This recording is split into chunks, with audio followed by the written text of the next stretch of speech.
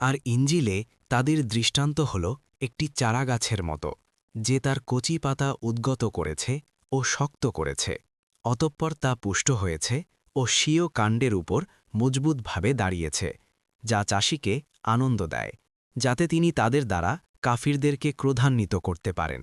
তাদের মধ্যে যারা ঈমান আনে ও সৎকর্ম করে, আল্লাহ তাদের জন্য ক্ষমা ও মহাপ্রতিদানের ওয়াদা করেছেন। ৪৯ সূরা হুজরাত আয়াত ১৮ মাদানী। ১ হে ঈমানদারগণ, তোমরা আল্লাহ ও তার রাসূলের সামনে অগ্রবর্তী হইও না, এবং তোমরা আল্লাহ তাকওয়া অবলম্বন করো।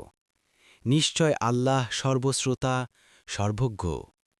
২ হে ঈমানদারগণ, তোমরা নবীর আওয়াজের উপর তোমাদের আওয়াজ উঁচু করো না, এবং তোমরা নিজেরা পরস্পর যেমন উচ্চস্বরে কথা বলো, তার সাথে সেরকম উচ্চস্বরে কথা বলো না, এ আশঙ্কায় যে তোমাদের সকল আমল নিষ্ফল হয়ে যাবে, অথচ তোমরা উপলব্ধিও করতে পারবে না।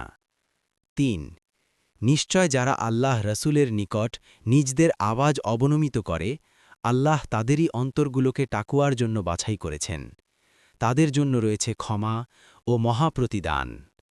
৪ নিশ্চয় যারা তোমাকে হুজরাসমূহের পিছন থেকে ডাকাডাকি করে, তাদের অধিকাংশই বুঝে না।